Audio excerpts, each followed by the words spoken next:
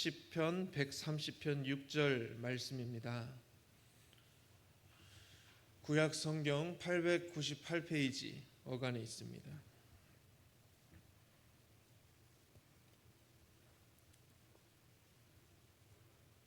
시편 130편 6절 한 절 말씀, 우리 한 목소리로 함께 읽겠습니다.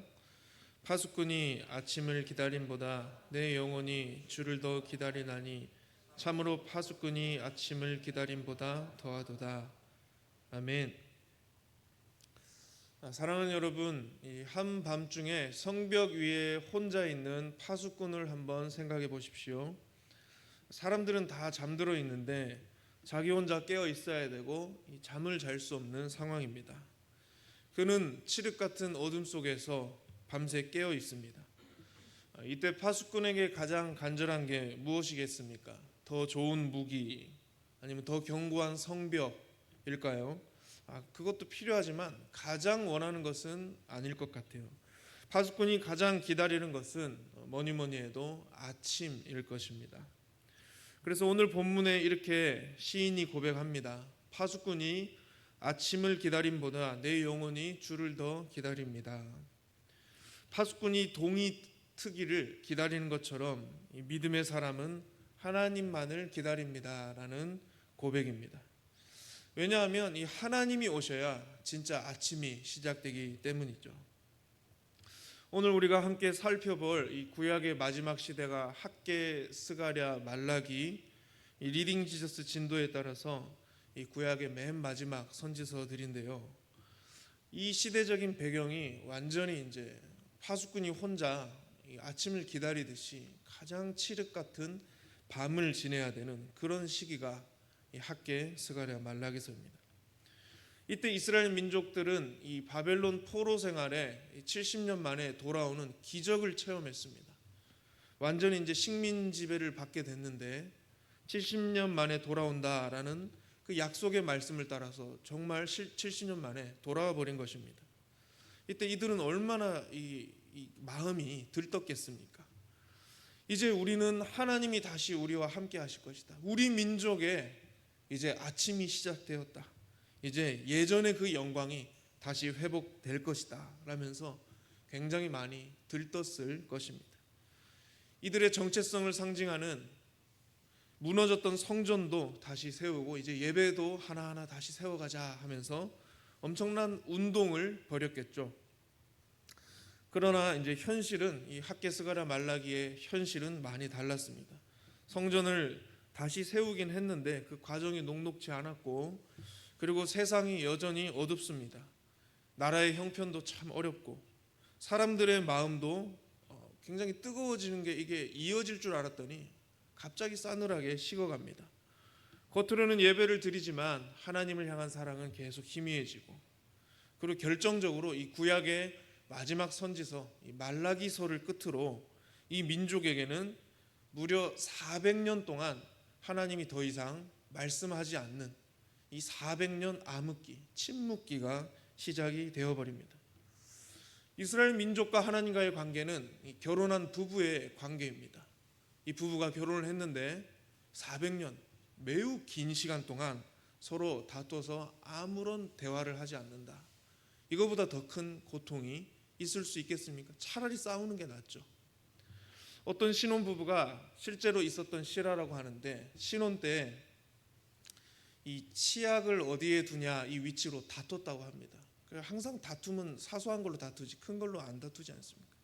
그걸로 다퉜는데 한 사람 사별해서 노인이 될 때까지 한마디도 그때부터 안 했답니다.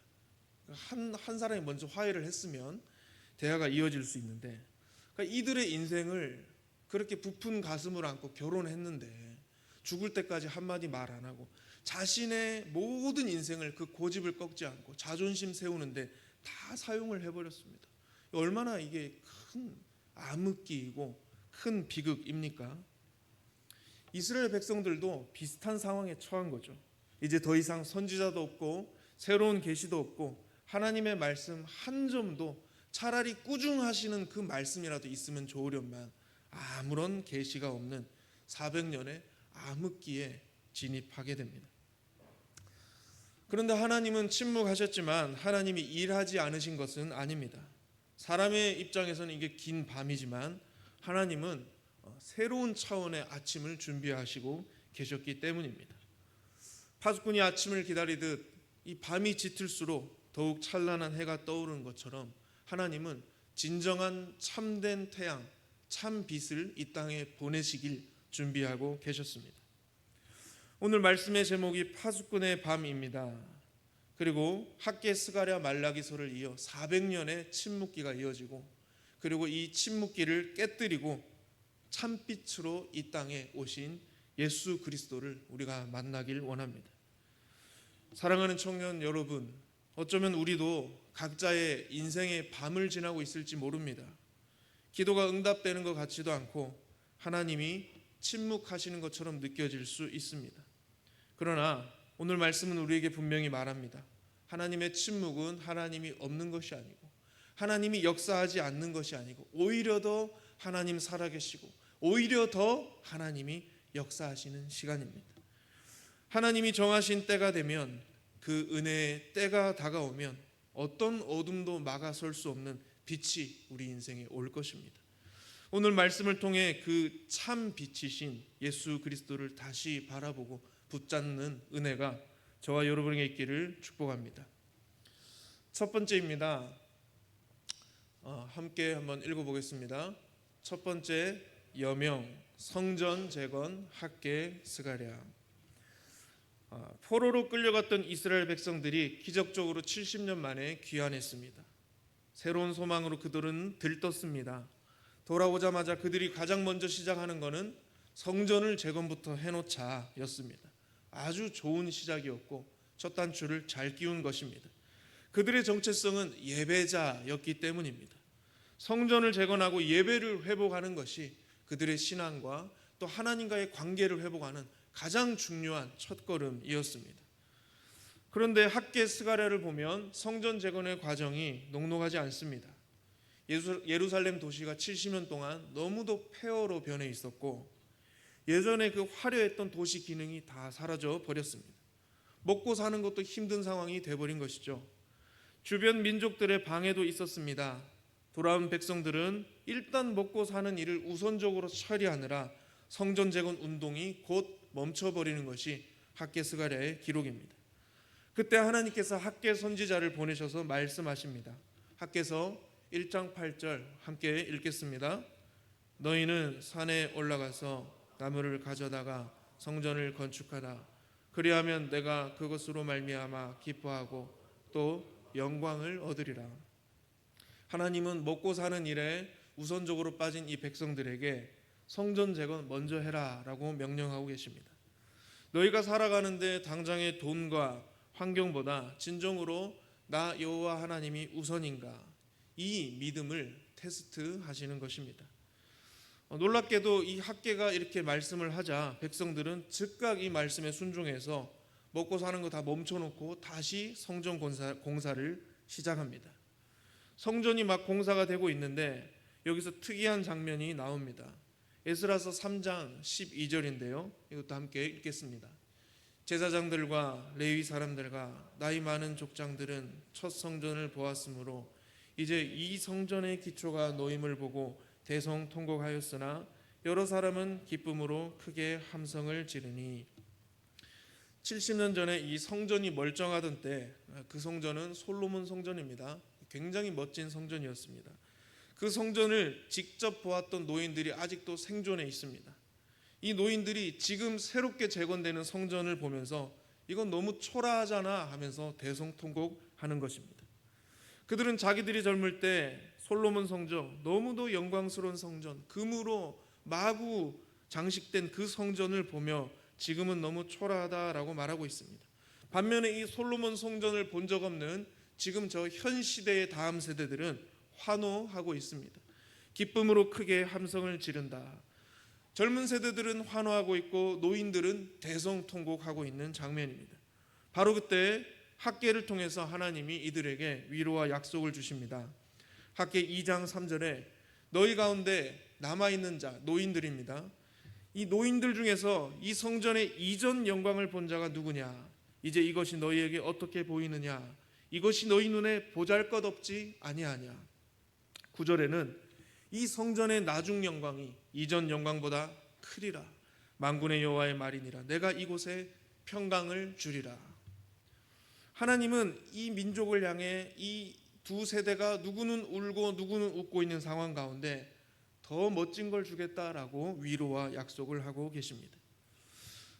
건물은 아주 작고 초라한 상황입니다. 그런데 하나님은 어떻게 더 큰 영광을 주겠다라고 말씀하시는 걸까요?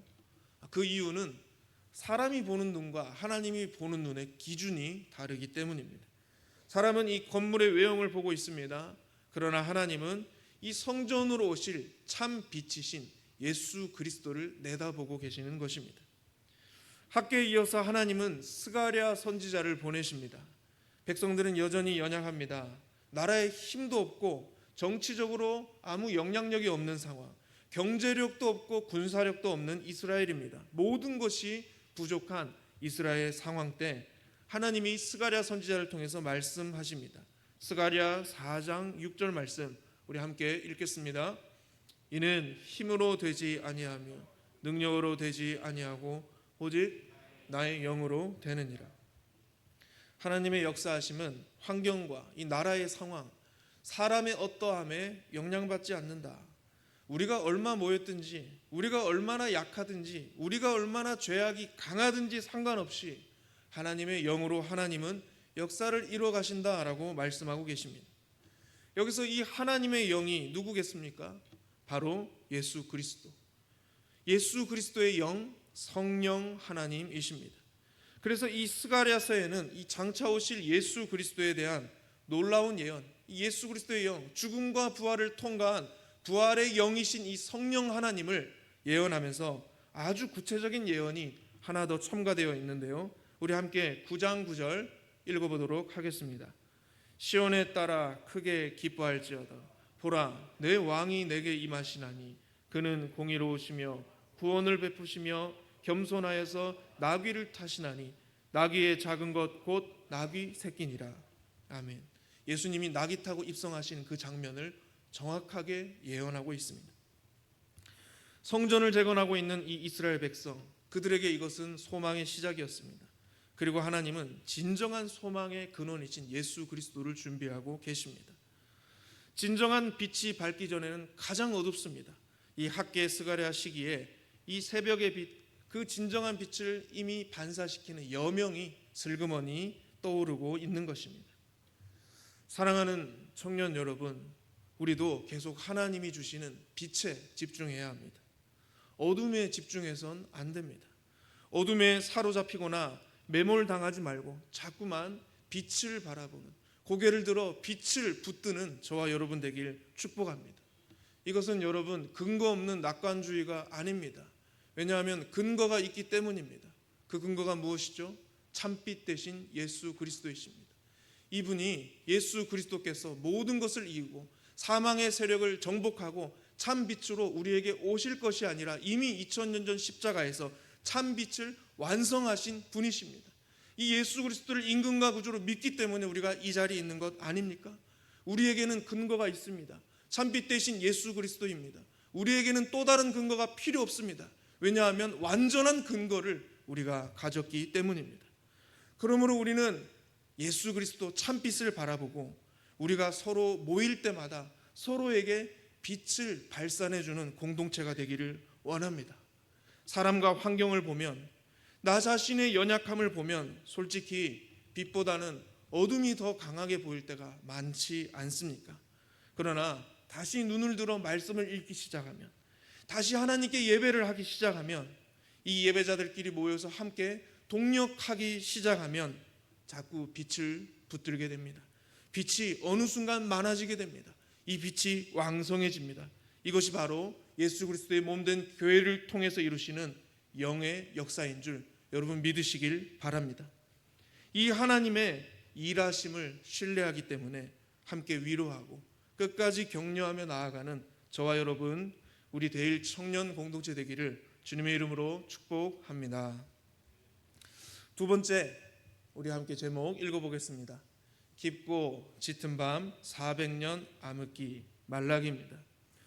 이 학계 스가랴 시대의 성전 재건으로 이 새벽빛이 잠깐 비추이는 듯 했습니다. 성전이 결국은 재건됐고 하나님은 이 영광이 나중보다 크겠다라고 약속해 주셨습니다. 백성들은 이제 곧 자신들의 인생에 진정한 태양이 뜰 것처럼 굉장히 고무적이었습니다. 그러나 이 역사의 기록을 살펴보면 정작 그 시대에 존재했던 그 사람들의 인생에 진정한 태양은 뜨지 않았습니다. 학개와 말라기 사이에도 80년의 간격이 있습니다. 이 80년이면 몇 세대가 바뀔 수 있는 시간이죠.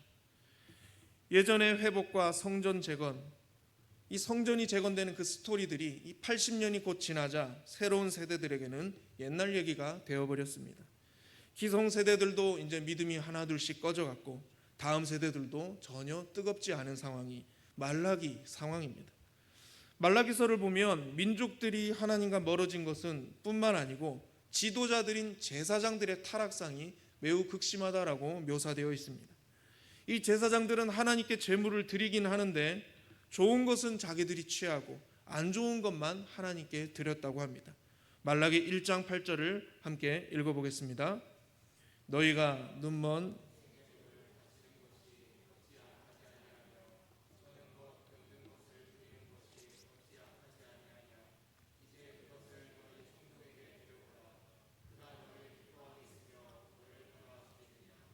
이어서 10절에는 하나님이 아주 환멸 가득하게 표현하십니다. 계속 읽겠습니다. 너희가 내 제단 위에 헛되이 불사르지 못하게 하기 위하여 너희 중에 성전 문을 닫을 자가 있었으면 좋겠도다.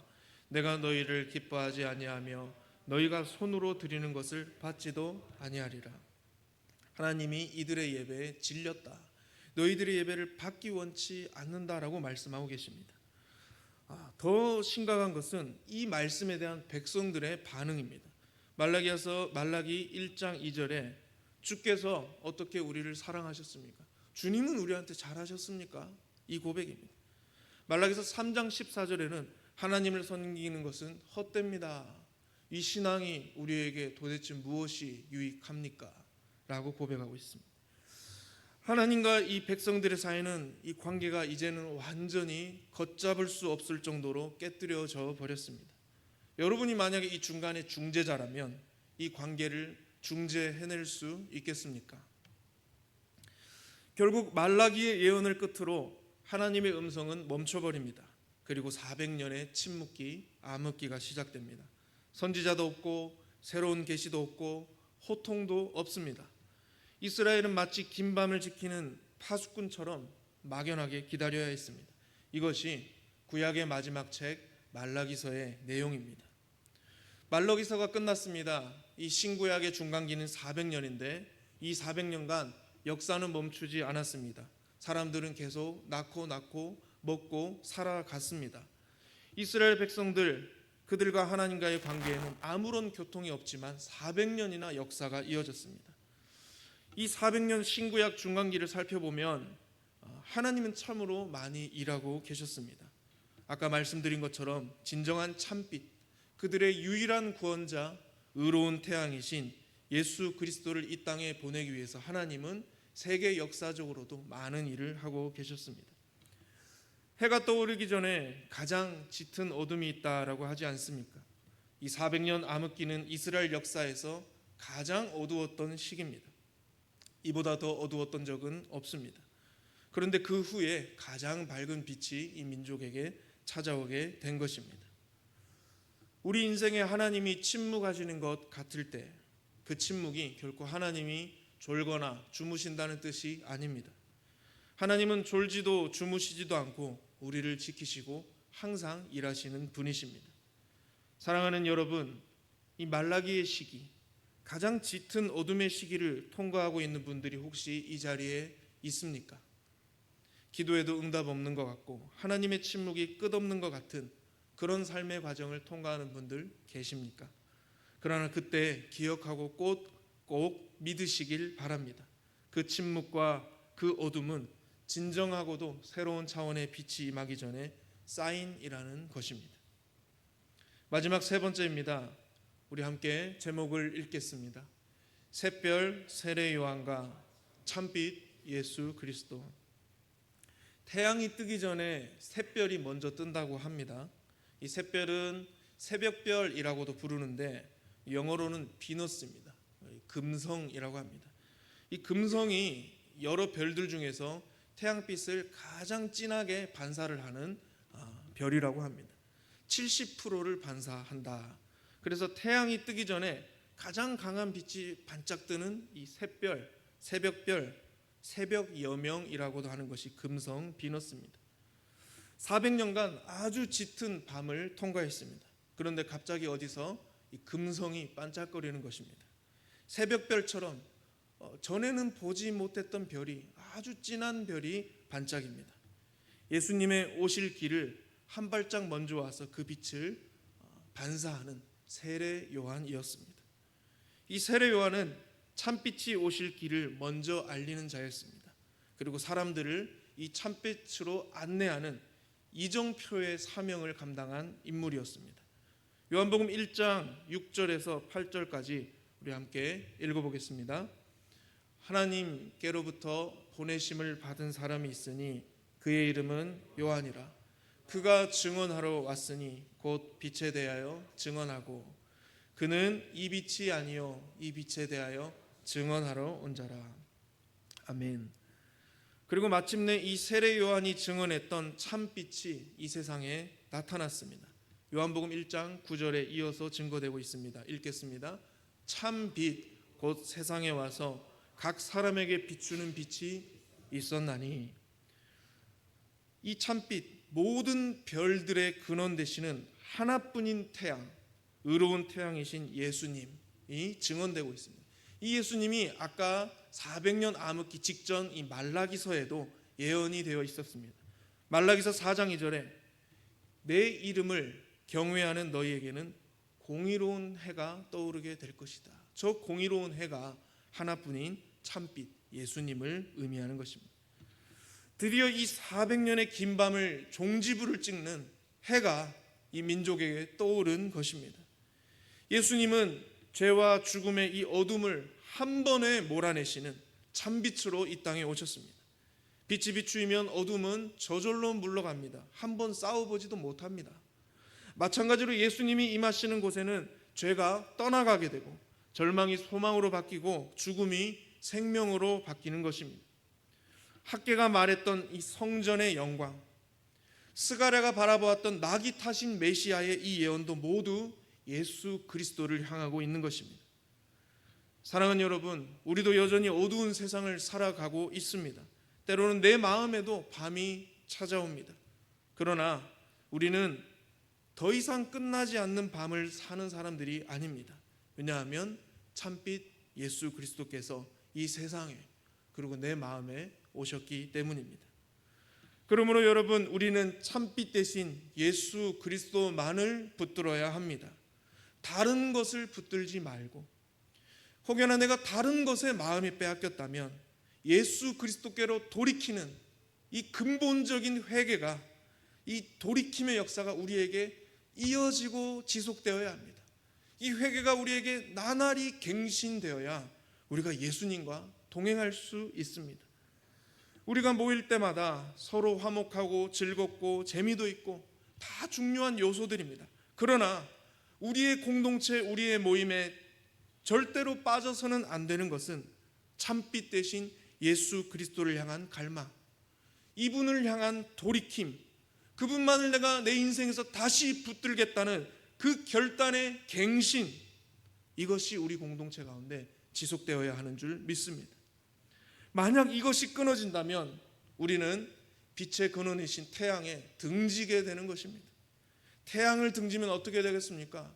어둠이 시작될 수밖에 없습니다. 나의 신앙에, 우리 청년 공동체에 이 예수 그리스도로 인한 빛의 역사가 끊이지 않기를, 갈수록 이 빛이 우리 공동체 가운데 나의 신앙생활에 충만해지기를 우리는 목표하고 이것만을 바라고 이것만을 갈망하고 이것만을 기도하고 이것만을 훈련해야 되는 줄 믿으시길 바랍니다. 말씀을 맺겠습니다. 사랑하는 청년 여러분, 오늘 우리는 이 구약의 마지막 시대를 함께 묵상해 봤습니다. 이 학개 스가랴를 통해서 성전 재건의 소망을 받고 말라기서를 통해서 깊고 짙은 이 400년의 이 밤 배경을 함께 살펴봤습니다. 그리고 이 400년의 침묵을 깨뜨리고 오신 참빛 예수 그리스도를 다시 붙들었습니다. 세 가지를 한번 우리가 묵상하고 기도 제목으로 우리가 마음에 품길 원합니다. 1번 한번 읽어보겠습니다. 내 삶의 성전 예배 생활을 돌아보아야 합니다. 말라기 시대처럼 예배는 드리지만 혹시 예배가 형식적이어 가는 것은 아닌지 날마다 면밀하게 체크를 해야 합니다. 하나님께 가장 좋은 시간 드리기보다 혹시 남은 시간 드리고 있는 것은 아닌지, 하나님은 형식보다 이 예배 가운데 우리의 중심과 상한 심령 또 우리의 믿음을 원하십니다. 다시 하나님을 우리의 삶의 첫 자리에 모신 은혜가 저와 여러분의 있기를 바랍니다. 두 번째 읽어보겠습니다. 하나님의 침묵 속에서도 낙심하지 않고 믿음을 가져야 합니다. 기도의 응답이 더딜 때, 삶이 어둡게만 느껴질 때 참빛 예수 그리스도께서 우리를 위해 이 땅에 오셨고 십자가 지셨고 우리를 값주고 구원하셨음을 다시 그 진리를 붙들어야 합니다. 어둠 속에서도 예수님만 의지하면서 그 빛을 향해 이 진리 붙들고 담대히 나아가는 저와 여러분 되길 원합니다. 마지막 세 번째 읽겠습니다. 마지막으로 세례 요한처럼 참빛을 비추는 삶을 살아야 합니다. 우리는 빛 자체가 아니죠. 그러나 빛을 가리키는 사람이 될 수는 있습니다. 우리의 신앙과 말과 행동이 나의 삶을 통해서 누군가에게 예수 그리스도를 인도할 수 있다면 그것이 시대의 파수꾼으로 살아가는 삶입니다. 주님 다시 오시는 그날까지 이 참빛 대신 예수 그리스도만을 붙들고 이 예수 그리스도만을 증언하는 저와 여러분 모두가 되기를 주님의 이름으로 축원합니다.